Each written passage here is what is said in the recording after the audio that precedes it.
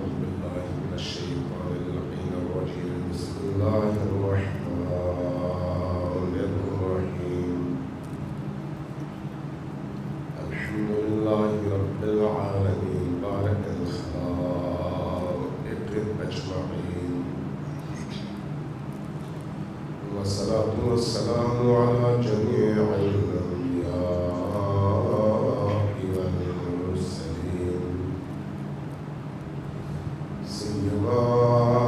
من سمي في الآفاق بأحمد وفي الأرض بأبي القاسم محمد اللهم صل على محمد وآل محمد وعجل فرجه والصلاة والسلام على أولادها الطيبين الطاهرين المعصومين الميامين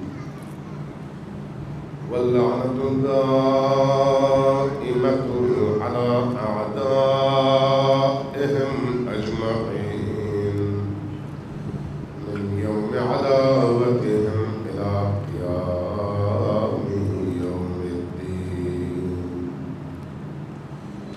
أما بعد فقد قال رسول الله صلى الله عليه وآله وسلم إن لقتل الحسين حرارة في قلوب المؤمنين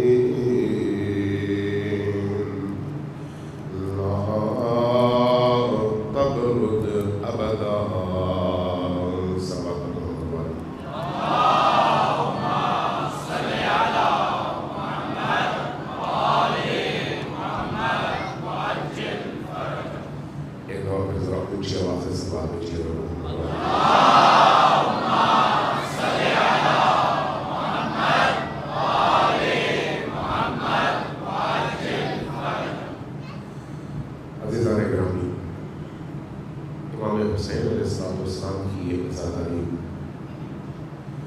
حقیقی معنوں میں ایک ایسا سمندر ہے کہ اگر انسان اس سمندر سے اپنی روح اور اپنے وجود کو پاکیزہ کرنا چاہے تو کوئی رکاوٹ نہیں ہے ان آنسوؤں کے ذریعے سے، کریا کے ذریعے سے، اشکوں کے ذریعے سے اپنے دل کو نرم کر کے انسان ان ایام میں بہت کچھ حاصل کر سکتا ہے۔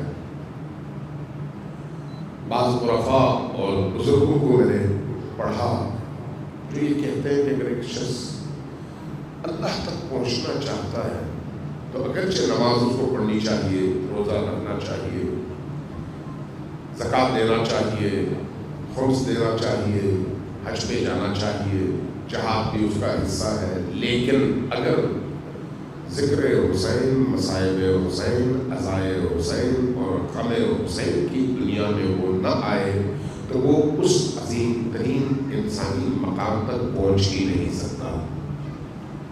یعنی اگر وہاں تک پہنچنا ہے تو پھر اس کا رستہ حسین ابن علی ہے۔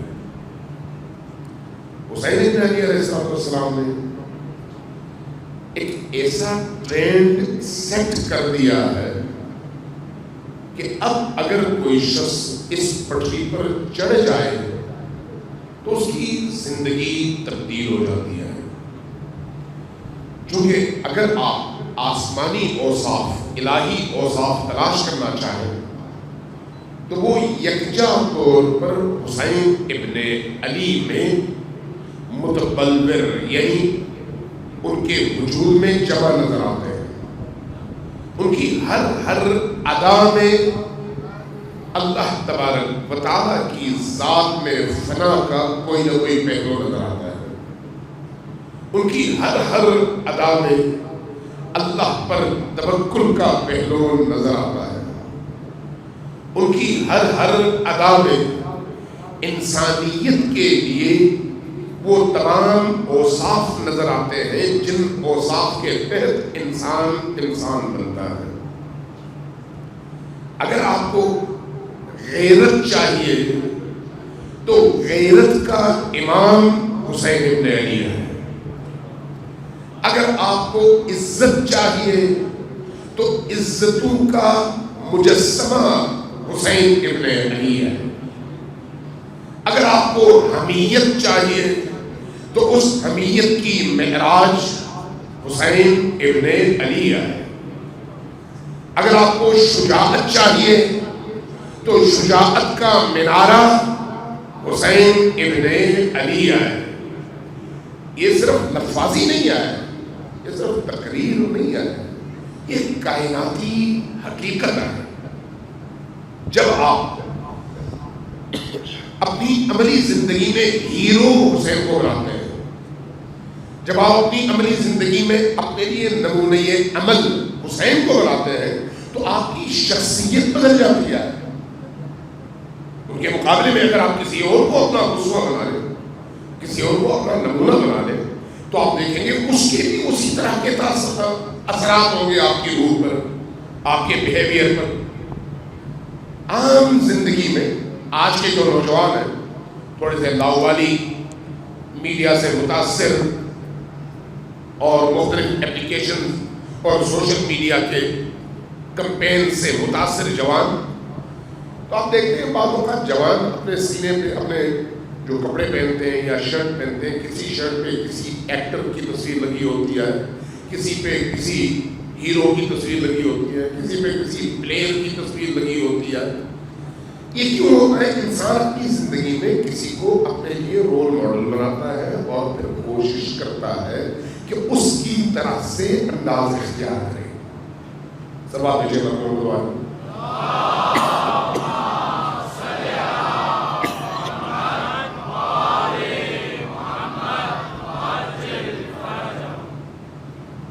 انسان کی خواہش ہوتی ہے کہ جس چیز کو وہ پسند کرتا ہے اس میں موجود کسی پہلو سے متاثر ہو کر پسند کرتا ہے.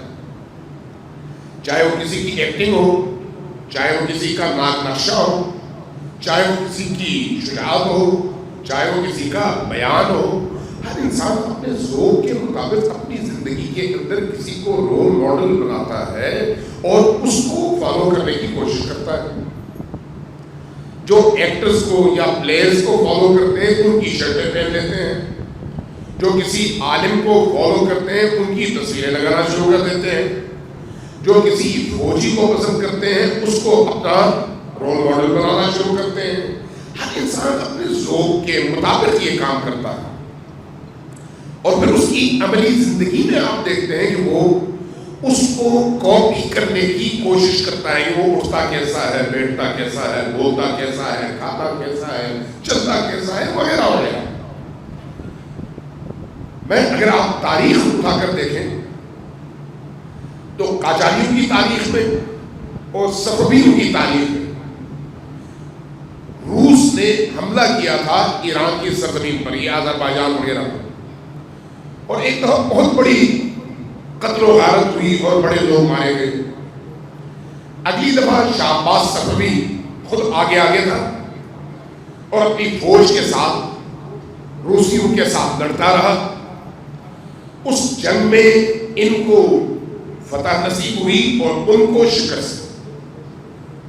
جنگ کے اختتام کے بعد صفوی بادشاہ نے ایک نوجوان کو منتخب کیا اور اپنے پاس بلایا. کہا کہ میں نے اس پورے جنگ میں تمہیں جس بے جگری سے لڑتے دیکھا، جس شجاعت سے لڑتے دیکھا، جس ہمت اور حوصلے سے لڑتے دیکھا، اس نے مجھے بہت متاثر کیا ہے. جب تم جیسا جوان اس فوج میں موجود تھا، جب تم جیسا حریت پسند اس فوج اور لشکر میں موجود تھا، تو پچھلی جنگ میں اس فوج نے شکست کیوں کھائی؟ اس بچے سے، اس نوجوان سے صفوی بادشاہ نے سوال کیا. اس نے جواباً کہا کہ ہاں بادشاہ سلامت، میں اس جنگ میں موجود تھا، لیکن میں تھا، آپ نہیں تھے. لیکن اس جنگ میں میں نے آپ کو دیکھا، آپ جس بے جگری، جس حوصلے، جس ہمت سے لڑ رہے تھے، اس نے میرے اندر یہ کرنٹ پیدا کیا، نتیجتاً میں آپ کو فالو کرتے ہوئے اتنی بے جگری سے لڑا کہ جس نے آپ کو بھی متاثر کیا۔ عام معاشرے میں بھی یہی ہوگا۔ اگر آپ اسلامی تاریخ کو دیکھیں اور انسانی تاریخ کو، ظلم اور عدل کا مقابلہ ہمیشہ رہا ہے، بڑے بڑے معرکے رہے ہیں، بڑے بڑے ظالم بھی آئے اور ان ظالموں کے مقابلے میں اللہ کے نمائندے بھی آئے اور انہوں نے جد و جہد بھی کی، شجاعت بھی دکھائی، مقابلہ بھی کیا، شہادت بھی پائی، لیکن جو مقام حسین ابن علی کا ہے وہ کسی کو نصیب نہیں ہوا۔ اس لیے کہ حسین ابن علی نے تاریخ کے دھارے کو بدلا، تاریخ کے رخ کو بدلا، اور صرف مسلمان معاشرے کو نہیں بلکہ پوری دنیا میں بسنے والے انسانوں میں سے ان انسانوں کو جنہوں نے تاریخ کا مطالعہ کیا ہے، حسین ابن علی نے ان کو سوچنے کا ایک نیا زاویہ عطا کیا، ایک نئی جہت دی۔ اس لیے ہم دیکھتے ہیں کہ آج بھی اگر مہاتما گاندھی جیسے لوگ اور نیلسن منڈیلا جیسے لوگ جو حریت کی تحریکیں لے کر نکلتے تھے، اگر ان سے آپ پوچھیں نا کہ آپ کا رول ماڈل کون ہے، تو وہ کسی تاریخ اسلام کے ہیرو کا نام نہیں لیتا، وہ اگر نام لیتا ہے تو حسین ابن علی کا نام لیتا ہے۔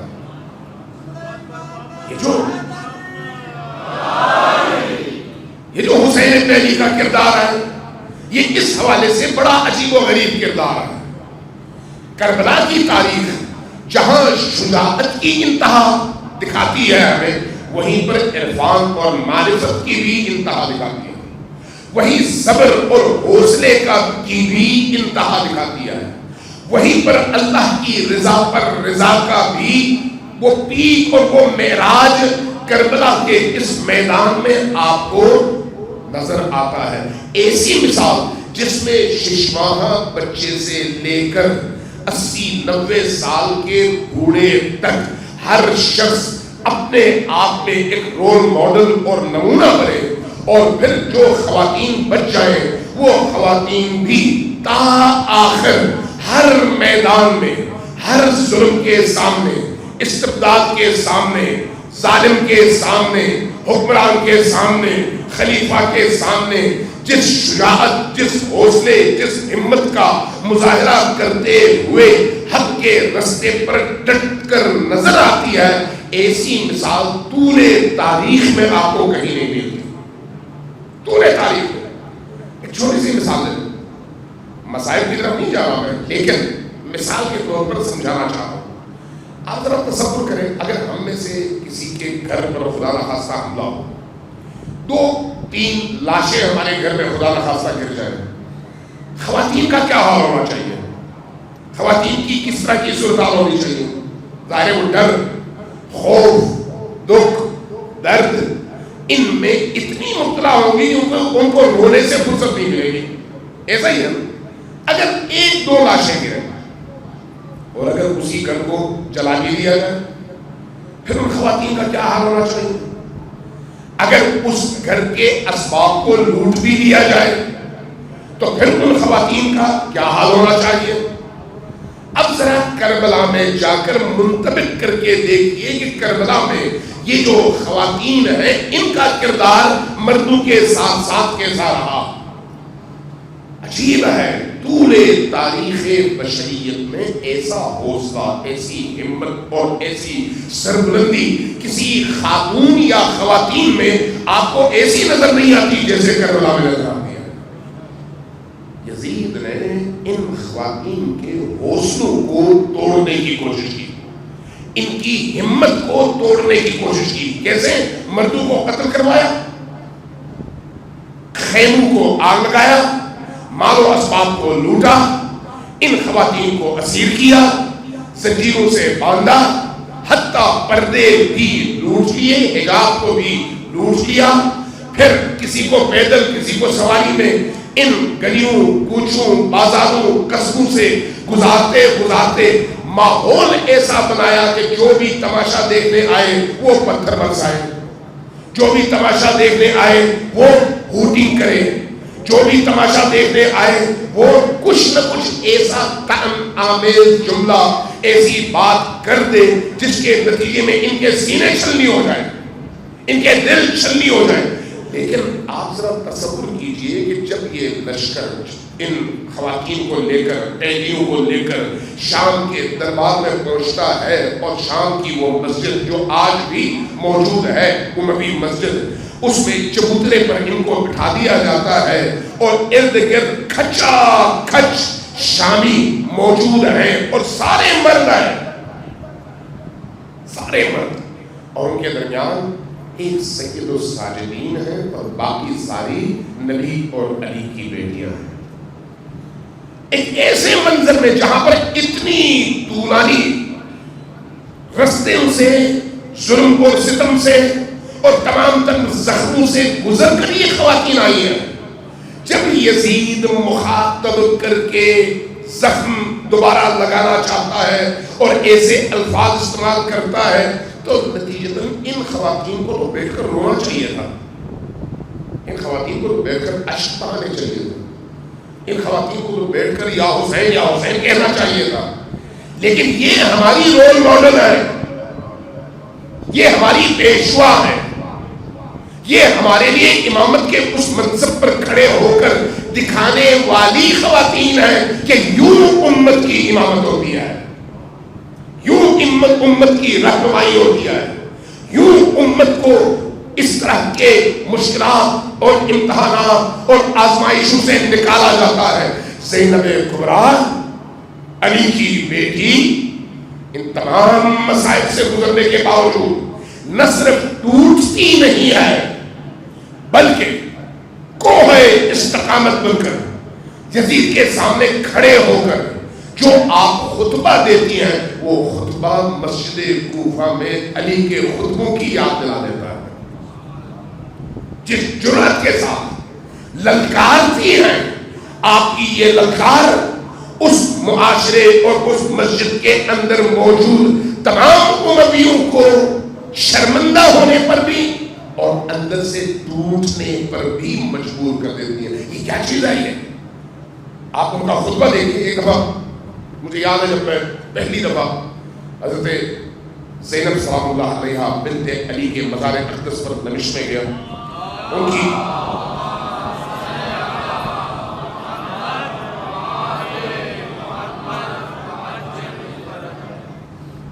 سروات دوبارہ بھیجیے، اونچی آواز سے بھیجیے، سب مل کر بھیجیے، اور وہاں جل فرا جو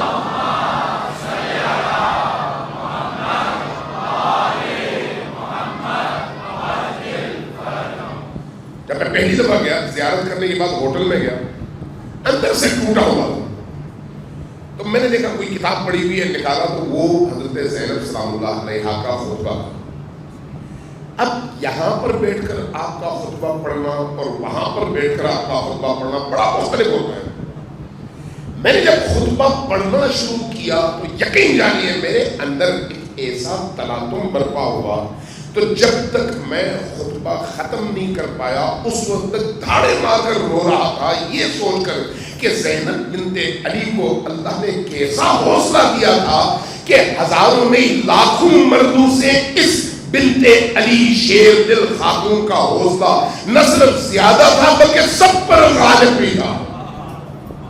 یہ علی کی بیٹی ہے، یہ حسین کی بہن ہے، یہ عباس کی بہن ہے، یہ رسول کی بیٹی ہے۔ یہ حوصلہ کس چیز کی علامت ہے؟ کہ جو بھی زینب کے رستے پر چلے گی وہ اس طرح کی حوصلہ مند ہوگی، حسین ابن علی ہو یا زینب بنت علی ہو۔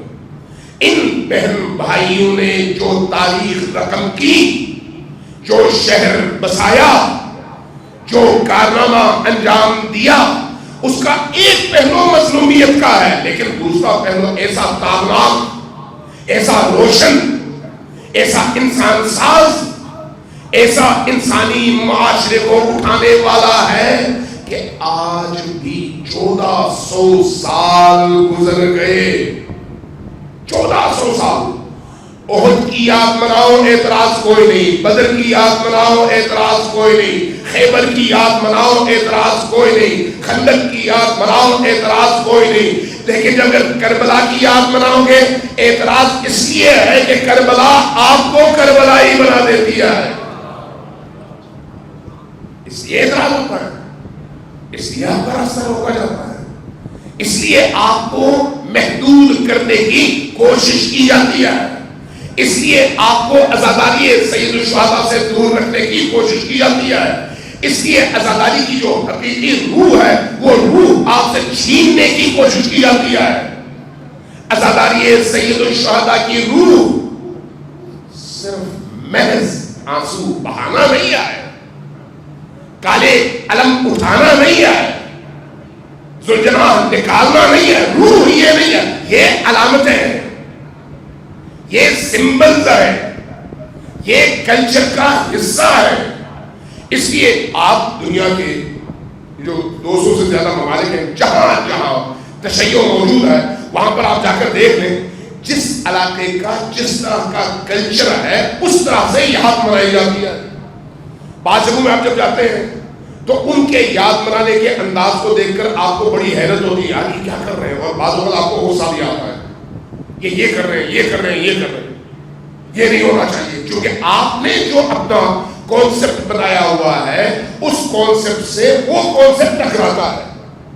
اسی طرح جس طرح سے وہ جب آپ کے اور ہمارے معاشرے میں آتے ہیں بعض چیزوں دیکھ کے کہتے ہیں یہ کیا عزاداری کا طریقہ ہے, کیونکہ انہوں نے جو کانسیپٹ اپنایا ہے اس کانسیپٹ سے یہ کانسیپٹ ٹکراتا ہے. لیکن مشکل ہماری یہ نہیں ہے, کیونکہ یہ کلچر ہے, اور کلچر میں آپ اپنے ارد گرد کے حالات, ارد گرد کے رویے, ارد گرد کے اخلاق, لوگوں کا بیہیویئر, لوگوں کے سوشل ویلیوز کے مطابق غم اور خوشی کے انداز اپناتے ہیں. یہ جو غم اور خوشی کا انداز ہم اپنے کلچر کے مطابق اپناتے ہیں اس میں اجازت ہے, منع نہیں ہے, اجازت ہے آپ اپنے کلچر کے مطابق اپنائیں, کوئی حرج نہیں ہے. صرف یہ ہے کہ روح پیغام کربلا سے وہ ٹکرائے نہیں. اگر ٹکرائے تو اس کا مطلب یہ ہے کہ آپ کا کلچر حسینی کلچر پر غالب آ گیا, اور یہ غلط ہے, یہ اس کلچر کے خلاف ہے.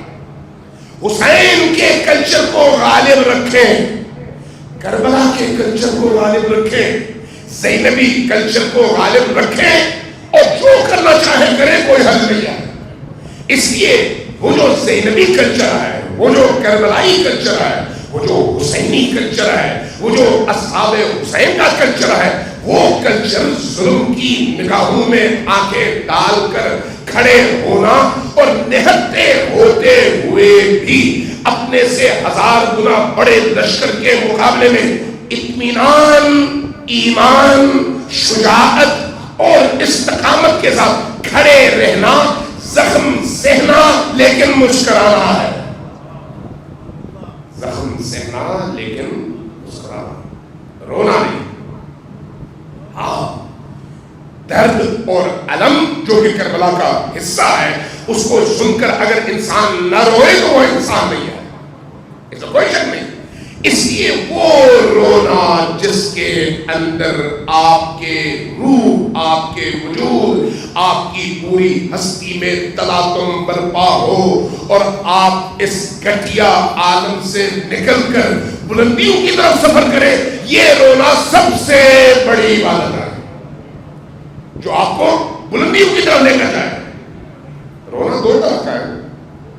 ایک دفعہ آپ روتے ہیں کسی پر رحم کی وجہ سے, مثلا آپ کے سامنے میں بھی دیکھتا ہوں, آپ بھی دیکھتے ہیں, اسی معاشرے کے اندر آپ کے پاس بعض اوقات بعض کلپس آتی ہیں, کوئی ظالم انسان کسی خاتون کو یا کسی بچے کو ایسے ہی بے دردی سے مارا ہوتا ہے, آپ دیکھتے ہیں تڑپ اٹھتے ہیں, ہوتا ہے بھائی, تڑپ اٹھتے ہیں. یہ جو آپ کا تڑپنا ہے یہ کیا ہے, آپ کے اندر پیدا ہونے والا ترحم, رحم کا جذبہ. بعض اوقات جب کسی بے گناہ خاتون پر, بچے پر کوئی اس طرح کا ظلم کرے, ستم کرے تو آپ کے آنسو نکل آتے ہیں. وجہ آپ کے اندر پیدا ہونے والا ترحم. آپ کے اندر پیدا ہونے والے رحم کی ایک کیفیت جو انسان کی روح کا حصہ ہے. لیکن ایک سوال ہے آپ سے، کیا کربلا کے شہداء پر جب آپ روتے ہیں تو یہ رونا ترحم والا رونا ہے؟ قطعاً ایسا نہیں ہے. یہ رونا بالکل اور طرح کا رونا ہے، وہ رونا بالکل اور طرح کا رونا ہے. یہ رونا آپ کی حیوانی زندگی کا حصہ ہے. جس طرح سے ایک جانور اس کے سامنے اس کے بچے کو مار دیا جائے تو اس ماں کے آنکھوں میں آپ آنسو دیکھیں گے اگرچہ وہ جانور ہے، کیونکہ یہ حیوانی زندگی ہے. لیکن یہ جو حسین ابن علی پر رونا ہے یہ وہ رونا نہیں ہے، یہ رونا اور طرح کا رونا ہے. اس رونے کے نتیجے میں آپ کی روح میں انسانیت پیدا ہوتی ہے، آپ کی روح بلندیوں کی طرف پرواز کر رہی ہوتی ہے، آپ خدا کے قریب تر پہنچ رہے ہوتے ہیں، آپ نجاستوں سے نکل رہے ہوتے ہیں، پاکیتوں کی طرف سفر کر رہے ہوتے ہیں. اس رونے کے نتیجے میں آپ اپنی روح کے اندر نور محسوس کر رہے ہوتے ہیں، لذت محسوس کر رہے ہوتے ہیں. آپ اپنے سارے درد اس رونے کی وجہ سے بھول جاتے ہیں، آپ اپنے سارے دکھ اس درد کی وجہ سے بھول جاتے ہیں جو آپ کا نہیں ہے، حسین کا درد ہے. یہ رونا کہاں اور وہ رونا کہاں؟ تو اس کا مطلب ہے کربلا مکتب انسان سازیہ ہے. اس کربلا سے جو ہم نے سیکھنا ہے وہ کیا ہے؟ وہ حسین کا وہ اعلیٰ ترین ہدف ہے. سوال یہ ہے کہ حسین ابن علی نے کیوں قربانی دی؟ کیوں آپ نے گھر سے نکلنے کو گھر میں رہنے پر ترجیح دی؟ اگر فرض کریں امام حسین علیہ السلام مدینہ میں رک جاتے تو کیا ہوگا؟ اگر امام حسین علیہ السلام خاموش رہتے تو کیا ہوگا؟ اگر امام حسین علیہ السلام یہ سوچتے کہ ٹھیک ہے جب ساری دنیا ایسے ہی ہے چل رہی ہے تو میں خاموش رہتا ہوں، کوئی حرج نہیں ہے، تو کیا ہوگا؟ اس کا جواب جب آپ نکالتے ہیں تو پتہ چلتا ہے نہیں، مسئلہ فرد نہیں ہے، مسئلہ ایک شخص کی جان کے بچنے اور نہ بچنے کا موضوع نہیں ہے. اس کائنات میں حسین سے زیادہ قیمتی ہستی کوئی نہیں ہے. آپ پوچھ رہے ہو ہے کوئی ہستی؟ اس عالم میں حسین ابن علی سے زیادہ قیمتی کوئی ہستی آپ کی نظر میں ہے یا نہیں ہے؟ نہیں ہے. وہ جو قیمتی ہستیاں ہیں اس قیمتی ہستی کے قدموں پر اور ان کے قدموں کی خاک پر پورا عالم خود کو نشاور کرتا ہے. ایسا ہے یا نہیں؟ اس کی وجہ کیا ہے؟ اس کی وجہ اس شخصیت کی عظمت، اس شخصیت کی قدر و قیمت، اس شخصیت کا وہ اعلیٰ ترین مقام. لیکن اب آپ اسی شخصیت کی نگاہ سے دیکھیں، ان کی نگاہ میں سب سے اہم چیز کیا ہے جس کے لیے اتنی عظیم شخصیت جب موت سامنے آئے تو موت کو عشق اور شوق کے ساتھ یہ کہہ کر گلے سے لگا لے کہ یہ موت میرے لیے ایسے ہی ہے جیسے بچے کے لیے ماں کا پستان ہے، جیسے دلہن کے لیے گلے کا سونے والا ہار ہے. یہ امام حسین علیہ السلام کی تعبیرات ہیں جو آپ کے خطبوں میں اور آپ کی گفتگو میں اور آپ کے جملوں میں تمام محدثین نے نقل کیا ہے. امام حسین علیہ السلام جب کربلا کے سفر میں نکلے تو اس راہ پر پیش آنے والی مصیبتوں اور مشکلات کو سامنے رکھتے ہوئے جب موت کا تذکرہ ہوا تو آپ نے اس موت کو کس چیز سے تشبیہ دی؟ فرمایا کہ یہ موت ہمارے لیے ایسے ہے جیسے بھوکے پیاسے بچے کے لیے ماں کا پستان ہے. کس شوق سے وہ بچہ ماں کی چھاتی کی طرف جاتا ہے، کس شوق سے ایک دلہن سونے کا ہار گلے میں ڈالتی ہے. یہ موت میرے لیے اس طرح کی موت ہے اس لیے کہ اس موت کے نتیجے میں حسین کا سر کٹے گا، حسین کی گردن کٹے گی، لیکن اس کے نتیجے میں اللہ کا دین پوری دنیا میں تا قیامت زندہ ہو جائے گا.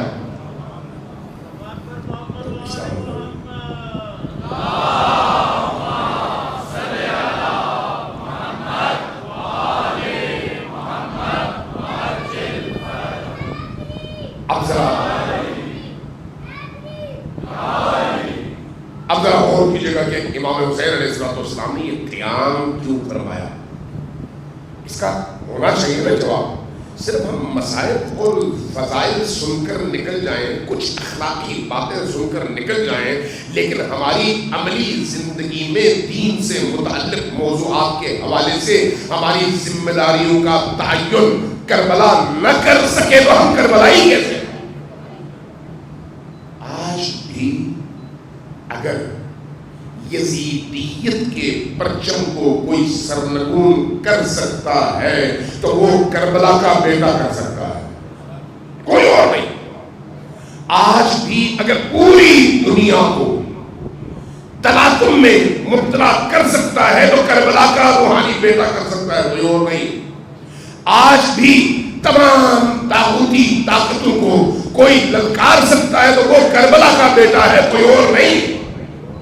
اس لیے کربلا ایک ایسی پاکیزہ تعلیم اور ایک ایسے زلال اور شفاف پانی کے مجموعے کا نام ہے کہ جو بھی انسان گیا اور اس پانی میں سے اس نے پیا گویا اس نے آب حیات پی لی اور ہمیشہ کے لیے زندہ ہو گیا. سبحان اللہ محمد آل محمد.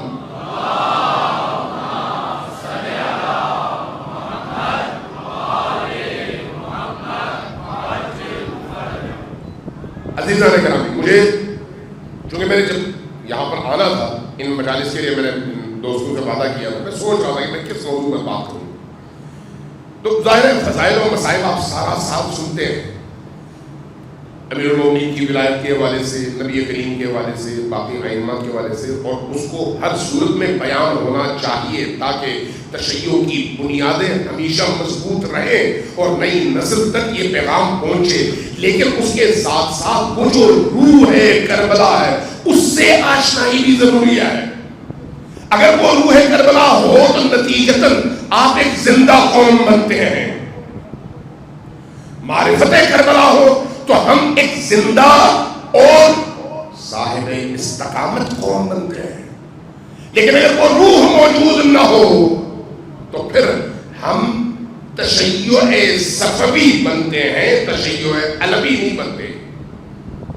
ہم سیاہ تشیع تو بن سکتے ہیں, سرخ تشیع کبھی بھی نہیں بن سکتے.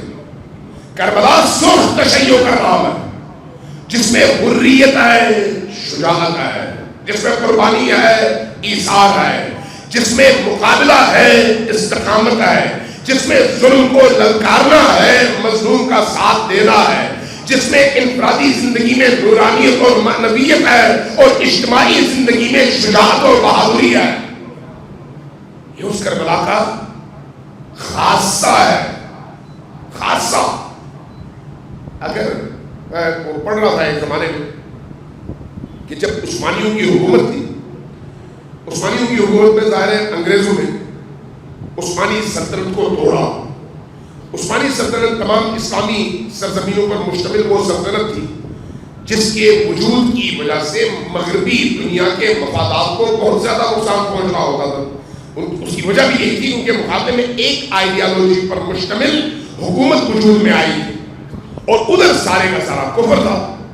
اگرچہ عثمانیوں نے تشیع کے حوالے سے, اہل البیت کے حوالے سے کم زیادتیاں نہیں کی, کم ظلم نہیں کیے, لیکن جب مقابلہ اسلام اور کفر کا ہو, جب مقابلہ شرک اور توحید کا ہو, تو پھر مجھے اور آپ کو علی ابن ابی طالب علیہ السلام نے جو رستہ دکھایا ہے وہ یہ ہے کہ توحید کا ساتھ دو, شرک کے مقابلے میں کھڑے ہو جاؤ.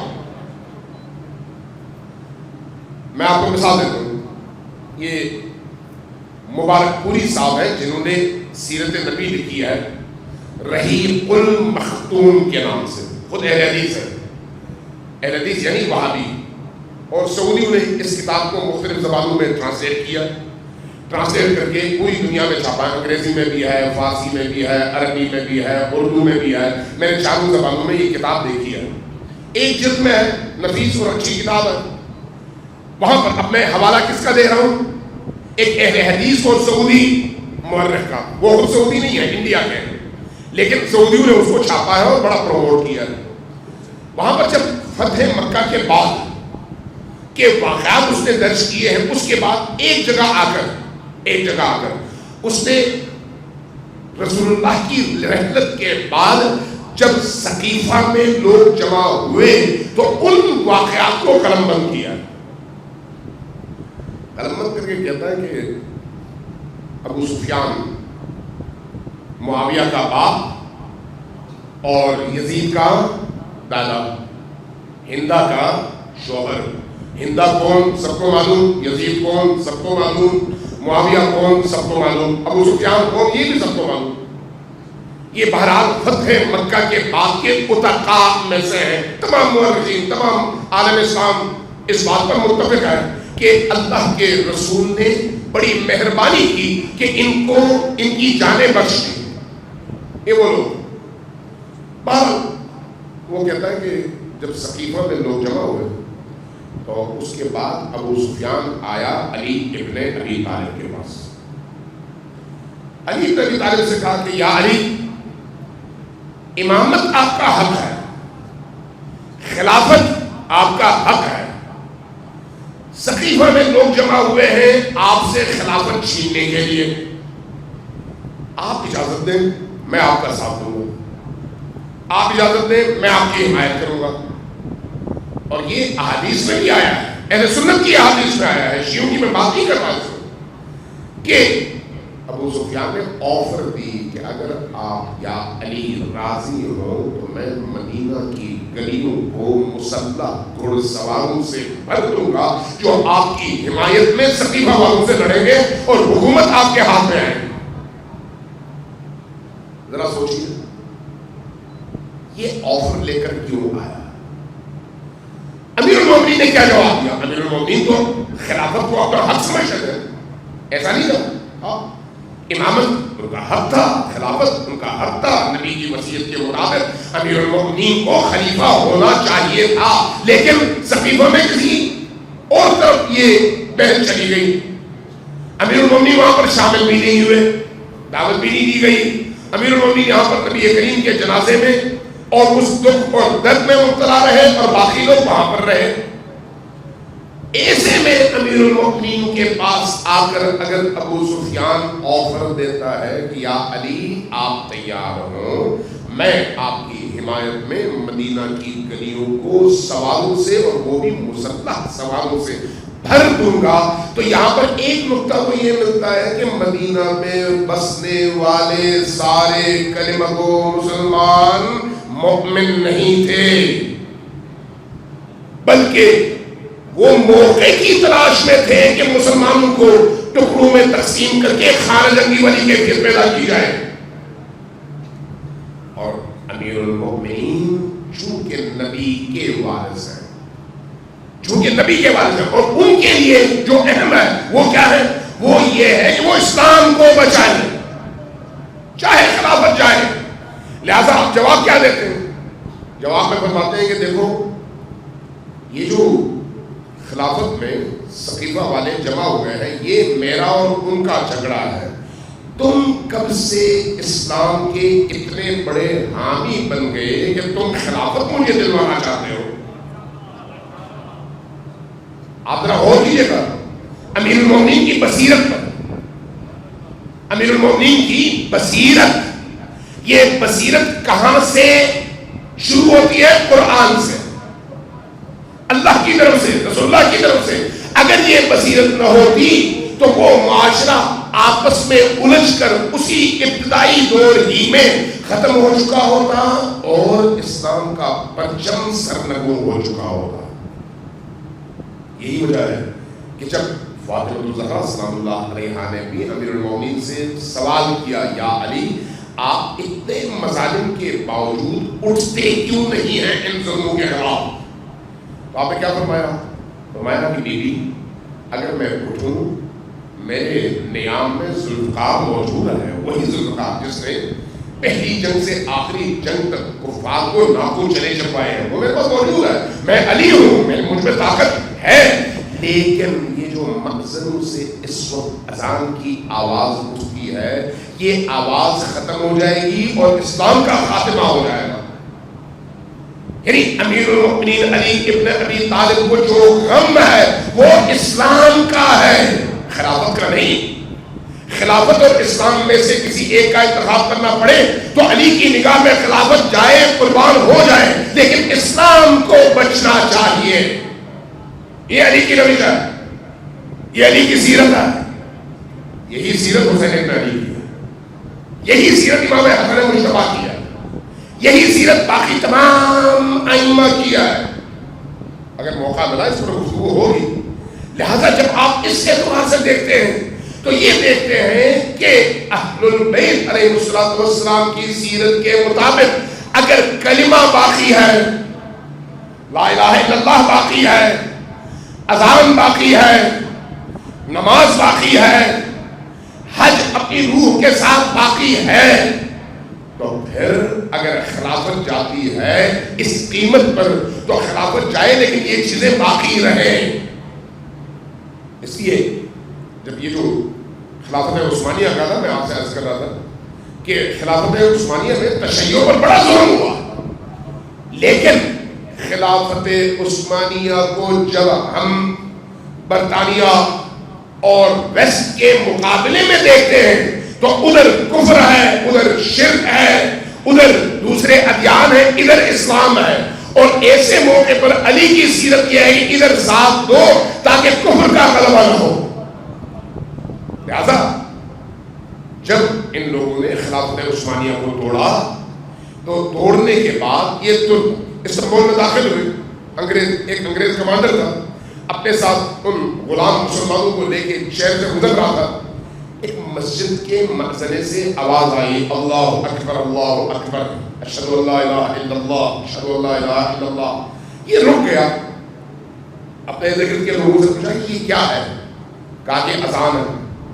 کہا کہ اس اذان کا کیا مطلب ہے؟ کہا یہ آواز ہے لوگوں کے لیے کہ لوگ آئیں نماز کے لیے مسجد میں تاکہ جماعت سے نماز پڑھی جا سکے۔ کہا یہ بتاؤ کہ اس کا ہمارے لیے، ہمارے اس غلبے کے لیے کوئی نقصان ہے یا نہیں ہے؟ جواب ملا نہیں، اس اذان اور اس نماز کا آپ کے غلبے کے حوالے سے کوئی نقصان نہیں ہے۔ جب کا کوئی نقصان نہیں ہے تو پھر جواباً اس انگریز کمانڈر نے یہ کہا، یہ تاریخوں میں لکھا ہوا ہے، اس نے کہا کہ پھر ان کو یہ جتنی نمازیں پڑھتے ہیں پڑھنے دو، جتنی اذانیں دیتے ہیں دینے دو، ہمیں کوئی اعتراض نہیں ہے۔ عزاداری سید الشہداء ہمیشہ اعتراضات کی ضرورت پر ہے۔ کیوں؟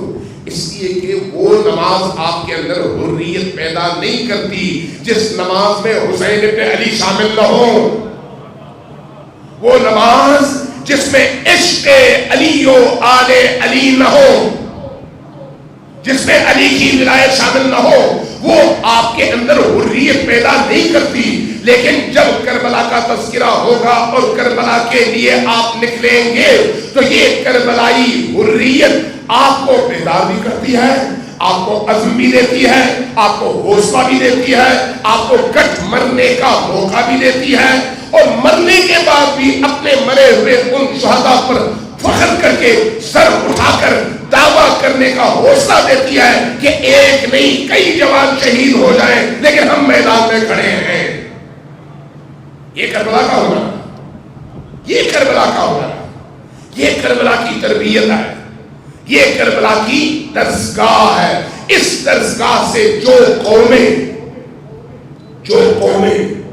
اس تربیت کے نتیجے میں نکلتی ہیں وہ پوری دنیا کی آنکھوں میں کانٹا بن جاتی ہیں، پوری دنیا کی۔ ایک بار سلوات دیجیے محمد وآل محمد۔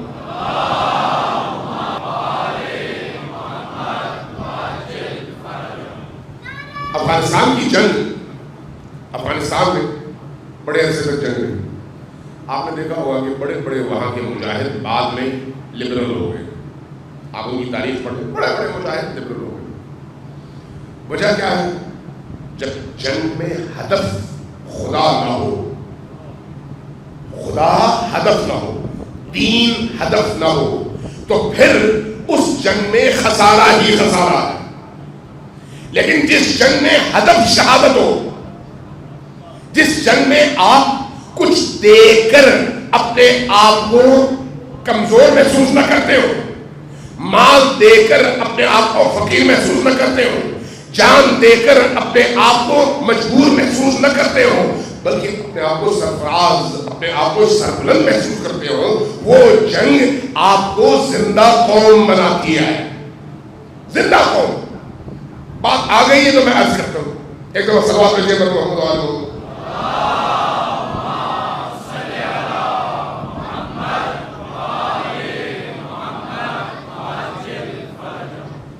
اس وقت پوری دنیا کے اندر اگر اسلام کا کوئی ایسا چہرہ ہے جس کی تابناکی، جس کی نورانیت اور جس کے اندر موجود عزم سے یہودی ڈرتا ہے، عیسائی ڈرتا ہے، امریکہ ڈرتا ہے، اسرائیل ڈرتا ہے، اور ان کے جو مسلمان غلام ہیں وہ سب ڈرتے ہیں، وہ کون سا اسلام ہے؟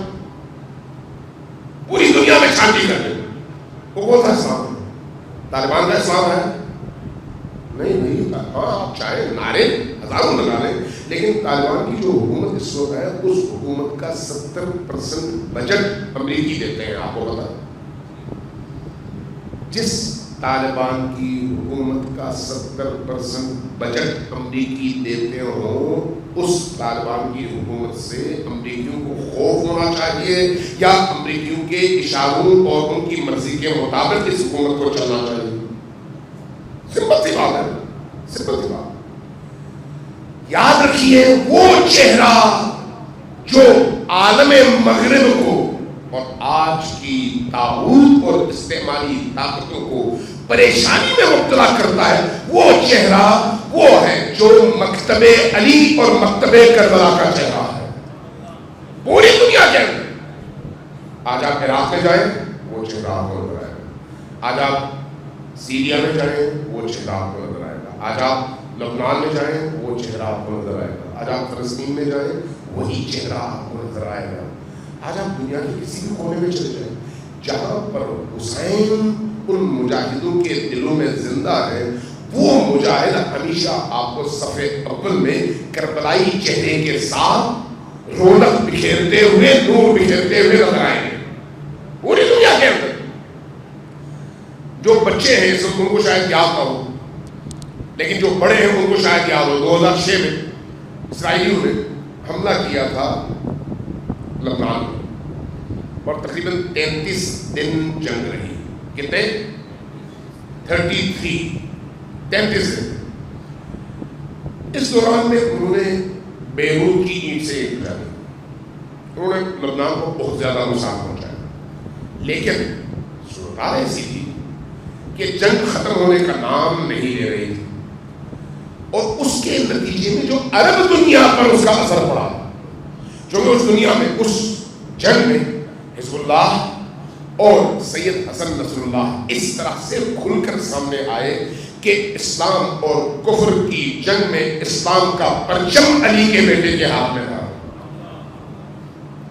باقی سارے بھگوڑے غائب تھے، پہلے ہو یا آخری ہو، سب کے سب غائب۔ میدان میں اگر کوئی کھڑا تھا تو وہ علی کا بیٹا کھڑا تھا، جس کو سید حسن نصر اللہ کہتے ہیں۔ اس کا نتیجہ خود سعودی عرب کے اندر ان کی حمایت میں مظاہرے شروع ہو گئے۔ لبنان کی بات نہیں ہو رہی، یمن میں، کویت میں، ارد گرد کے باقی عرب ممالک میں، عراق کے اندر، لیبیا کے اندر، اردن کے اندر، جتنے بھی عرب ممالک ہیں، ہر جگہ مظاہرے کس کے حق میں؟ حزب اللہ۔ کن کی طرف سے؟ اہل سنت کی طرف سے، شیعوں کی طرف سے نہیں، اہل سنت کی طرف۔ کیوں؟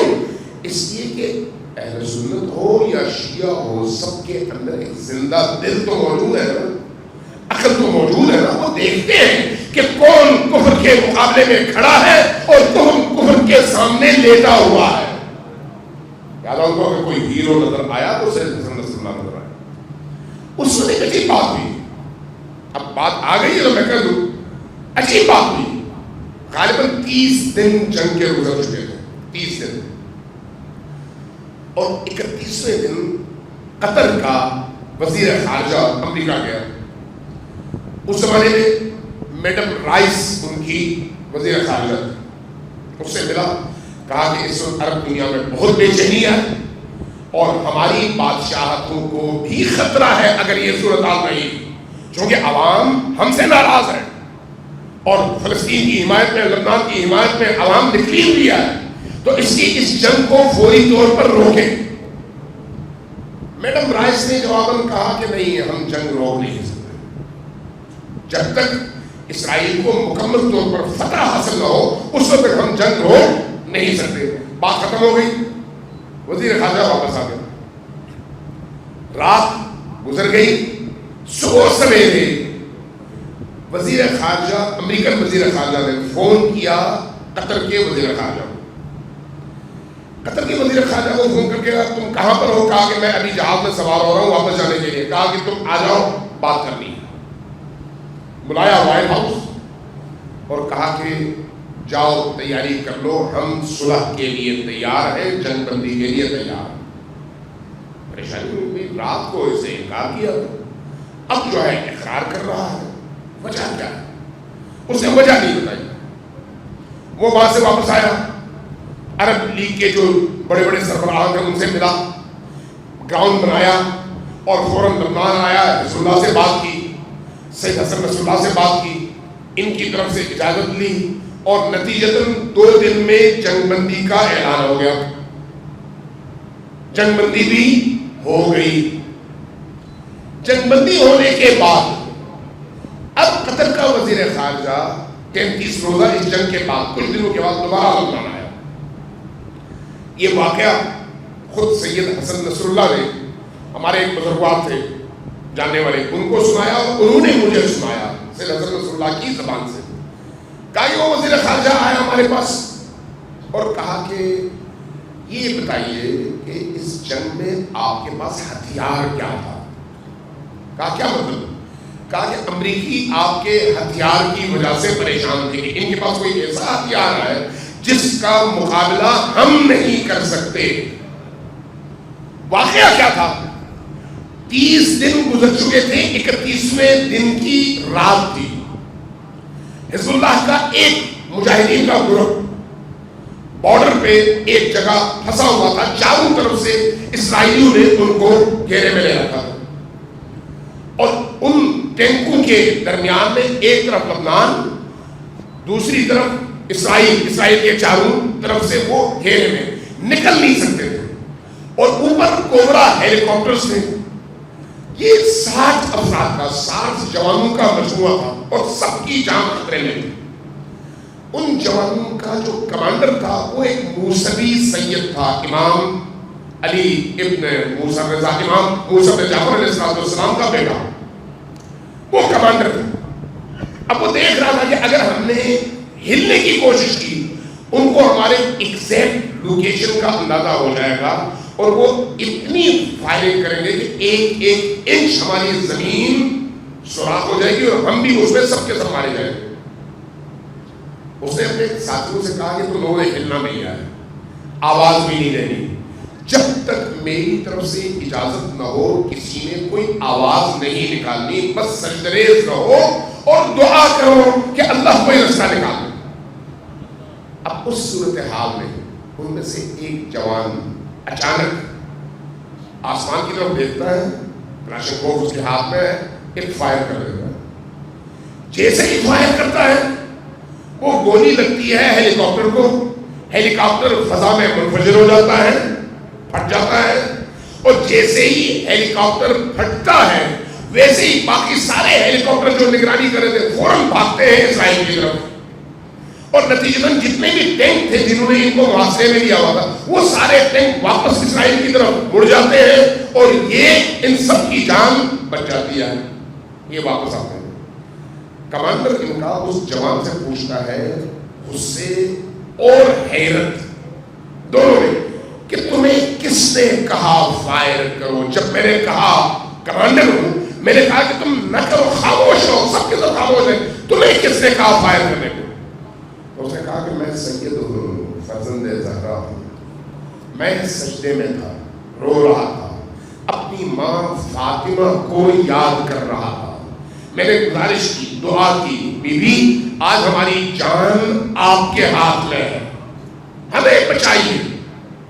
جب میں نے یہ کہا تو میرے کانوں میں اچانک آواز آئی، بیٹا اٹھو اور اوپر کی طرف دیکھ کر فائر کر دو. میں نے اب یہ نہیں سوچا کہ مجھ سے کون کہہ رہا ہے. میری دعا کا یہ جواب تھا. جیسے ہی میں نے یہ آواز سنی پھر میں آپ کی ہدایات بھول گیا, میں نے فائر کیا. کلاشنکوف کی گولی سے کبھی بھی ہیلی کاپٹر نہیں پھٹتا. میں نے فائر کیا اور وہ فائر ہیلی کاپٹر کو لگا اور نتیجہ آپ کے سامنے ہے. اس واقعے کو خود قاسم سلیمانی نے بھی اپنی ایک گفتگو میں نقل کیا ہے کسی اور طرح سے اور بڑے لمبے چوڑے انداز میں. میں نے اس کا مختصر آپ کے سامنے اس کا ایک خلاصہ رکھا.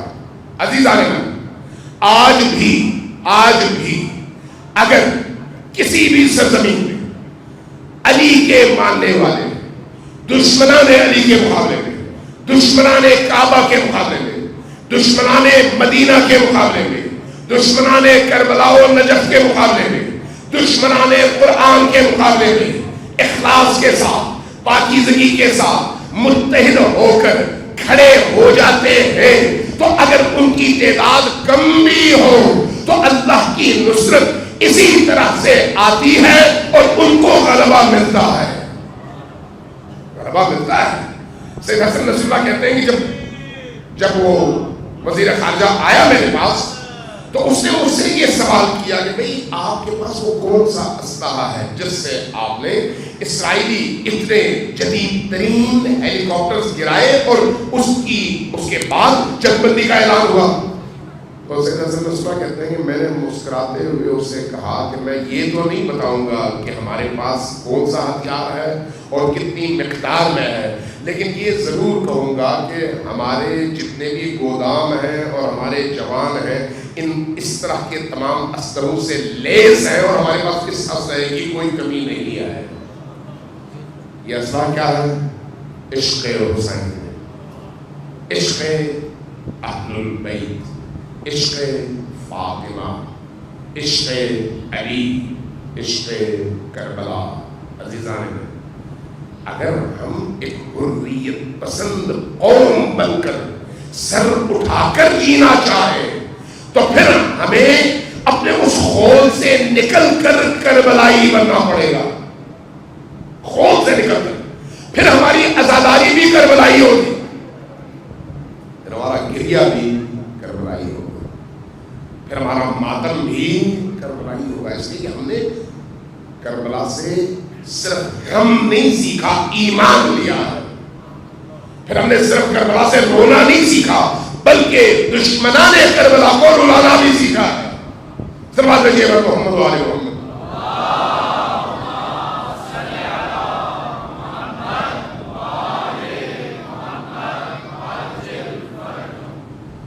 کربلا میں جن لوگوں نے شہادتیں دی, جن عزیزوں نے شہادتیں دی, عزیز ترین لوگ ہیں, دنیا کے باکمال ترین لوگ ہیں جنہوں نے کربلا میں شہادتیں دی ہیں. ان میں ایک حبیب ابن مظاہر ہے. ایک حبیب ابن مظاہر ہے. حبیب کوئی چھوٹی شخصیت نہیں ہے. آپ دیکھیے کربلا میں کم از کم بھی جو تعداد بیان کی گئی ہے وہ 72 شہداء کی ہے, لیکن ان 72 شہداء میں کن کی قبریں نمایاں ہیں؟ یا حسین ابن علی کی, یا عباس علمدار کی جو حسین کے بھائی ہیں. لیکن اگر کوئی تیسری قبر نمایاں ہے تو وہ حبیب ابن مظاہر کی قبر ہے. جو بھی زائر حسین کی بارگاہ میں سلام کرنے کے لیے حرم میں داخل ہوتا ہے تو سب سے پہلے حضرت حبیب ابن مظاہر کے سائے سے گزرتا ہے, سلام کرتا ہے, عقیدت کے پھول نشاور کرتا ہے, پھر جاتا ہے حسین ابن علی کی بارگاہ میں. اللہ نے کیسا مقام دیا ہے حبیب کو, کتنا عظیم ترین مقام دیا ہے حبیب ابن مظاہر کو. حبیب ابن مظاہر امام حسین علیہ السلام کے بچپن کے ساتھیوں میں سے ہیں اور دوستوں میں سے.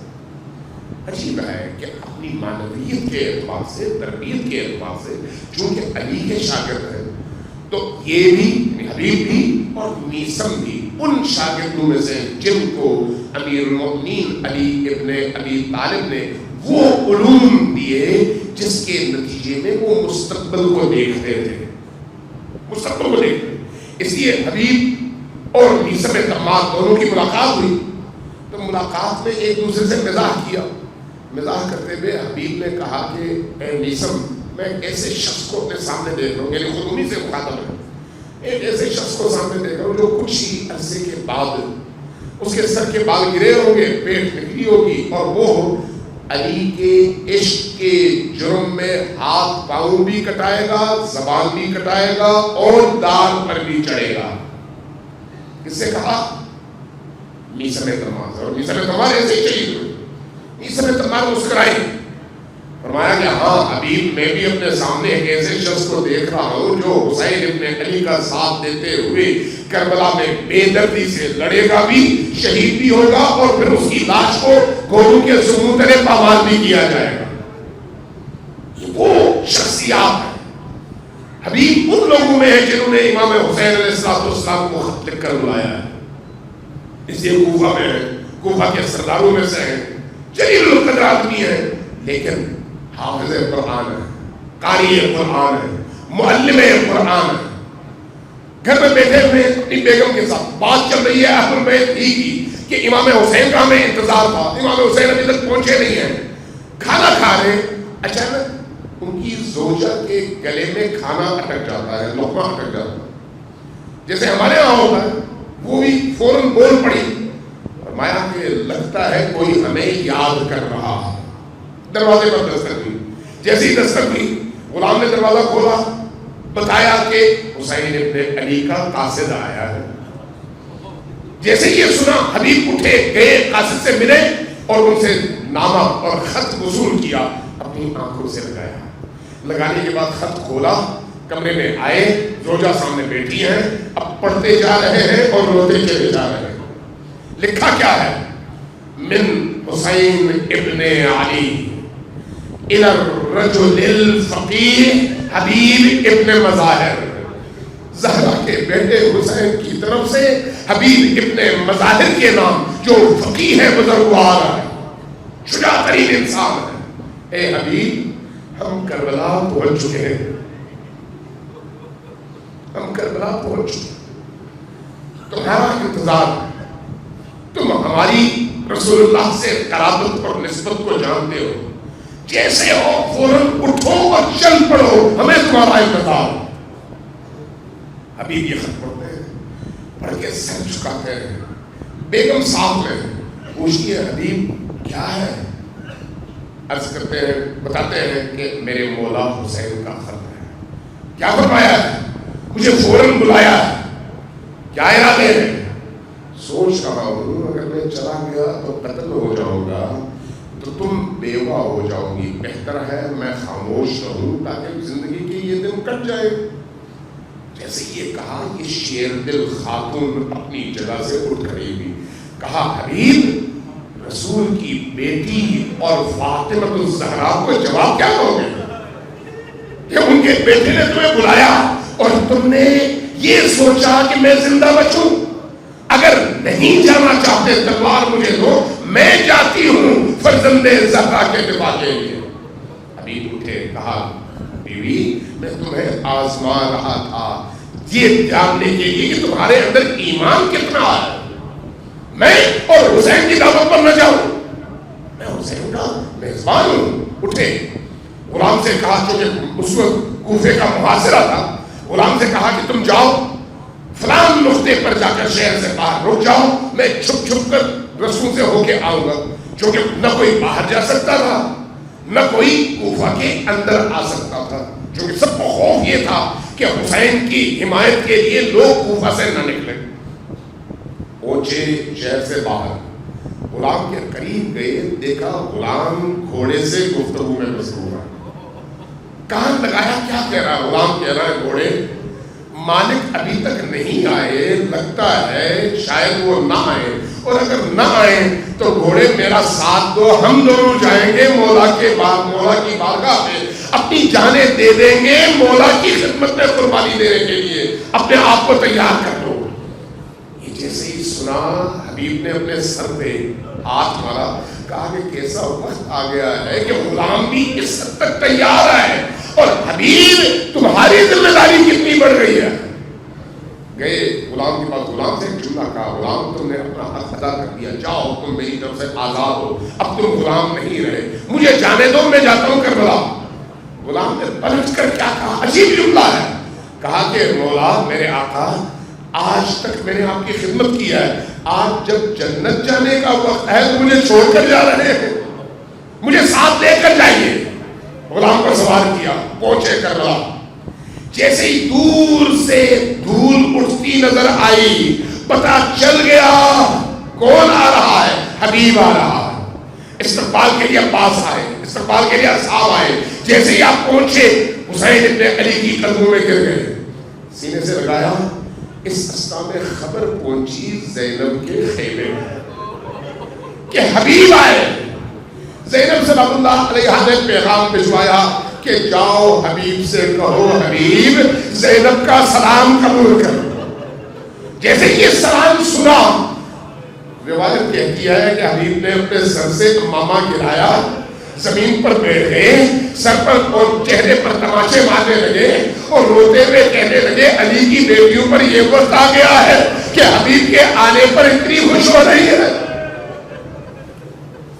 راتیں گزری, آخری رات زینب سلام اللہ علیہ نے امام حسین سے ایک جملہ ارشاد فرمایا, حسین مولا کیا آپ نے اپنے ساتھیوں کو آزمایا ہے؟